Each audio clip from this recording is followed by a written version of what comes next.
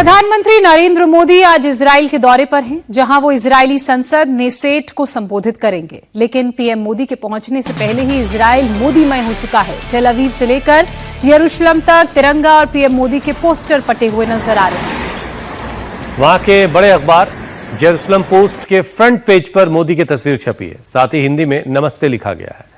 PM Modi आज Israel की संसद को संबोधित करेंगे। इससे पहले वहां के संसद के मेन गेट पर तिरंगे की रंग की लाइट से उसे सजाया गया। इजराइल में विपक्षी नेता यार लैपिड ने भी मोदी की यात्रा का स्वागत किया।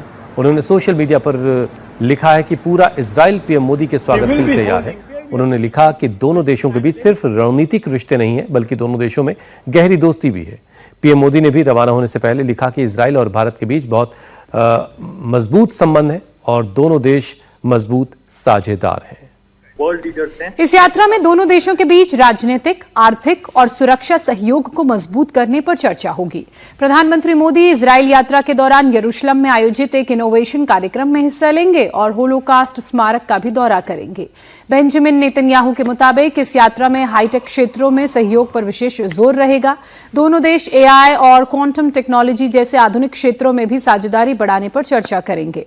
पीएम मोदी इजराइल यात्रा पर हैं और ये यात्रा ऐसे वक्त में हो रही है जब ईरान पर अमेरिकी हमले की आशंका बढ़ गई है।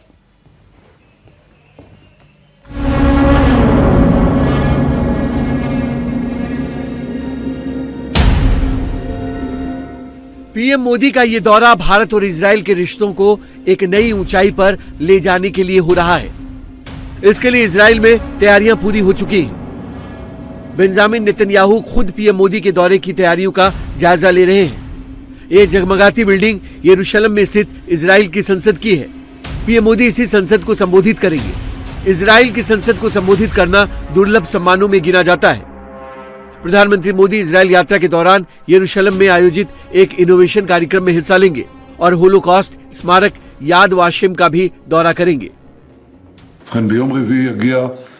बुधवार को भारत के प्रधानमंत्री नरेंद्र मोदी यहाँ आ रहे हैं। वे संसद में भाषण देंगे। मुझे पूरा विश्वास है कि आप सभी यहाँ मौजूद रहेंगे। हम यरूशलेम में एक स्टार्टअप कार्यक्रम भी आयोजित करेंगे और साथ मिलकर याद वाशेम का दौरा करेंगे। मैं एक और बात का जिक्र करना चाहता हूँ। एक विशेष सहयोग हम उच्च तकनीक, एआई और क्वांटम क्षेत्र में सहयोग को बढ़ावा देंगे।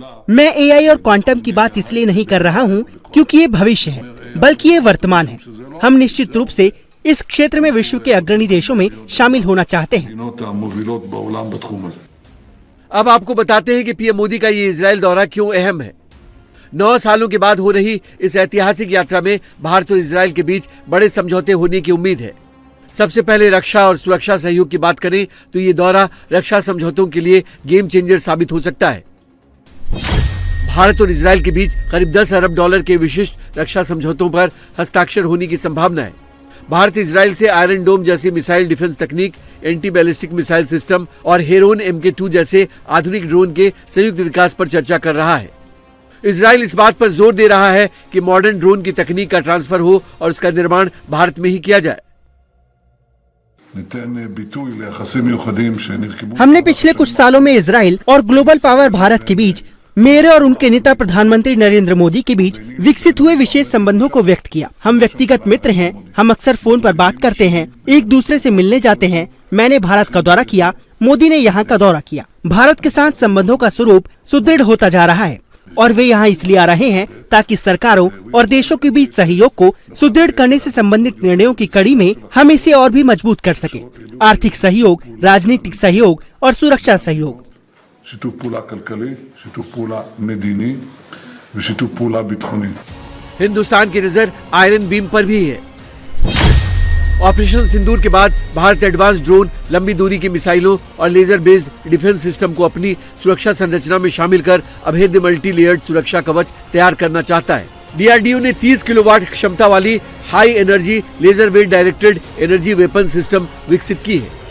इजरायली मीडिया के मुताबिक मोदी के इजराइल दौरे पर Iron Beam laser defence system पर भी बात हो सकती है। साथ ही बेंजामिन नेतन्याहू ने भारत के साथ मिलकर हेक्सागन नाम का एक नया 6-पक्षीय गठबंधन बनाने की बात कही है। בחזון שאני רואה मेरे सामने जो परिकल्पना है उसके अनुसार हम एक संपूर्ण प्रणाली का निर्माण करेंगे जो मूलतः मध्य पूर्व के आसपास या भीतर गठबंधनों का एक हेक्सागोन ढांचा होगा। इसमें भारत, अरब देश, अफ्रीकी देश, भूमध्य सागरीय क्षेत्र के देश, ग्रीस और साइप्रस और एशिया के कुछ देश शामिल हैं, जिनका नाम मैं अभी नहीं लूंगा। मैं इसे क्रमबद्ध तरीके से प्रस्तुत करूंगा। यहाँ उद्देश्य एक ऐसे देशों का गठबंधन बनाना है जो वास्तविकता, चुनौतियों और लक्ष्यों को एक समान दृष्टिकोण से देखते हों, न कि कट्टरपंथी गठबंधनों के विपरीत। इनमें कट्टरपंथी शिया गठबंधन भी शामिल है, जिस पर हमने कड़ा प्रहार किया है, और साथ ही उभरते हुए कट्टरपंथी सुन्नी गठबंधन भी। इन सभी देशों की सोच अलग अलग है और हमारे बीच सहयोग से बहुत अच्छे परिणाम प्राप्त हो सकते हैं, और निश्चित रूप से हमारी शक्ति और भविष्य भी सुनिश्चित हो सकता है। שיתוף פעולה בינינו יכול להניב פירות גדולים מאוד, וגם כמובן להבטיח את חוסננו ועתידנו. मोदी की इजराइल यात्रा के दौरान भारत इजराइल मुक्त व्यापार समझौते के लिए भी बातचीत को गति मिलने की उम्मीद है, जिससे दोनों देशों के बीच आपसी व्यापार में भारी उछाल आएगा।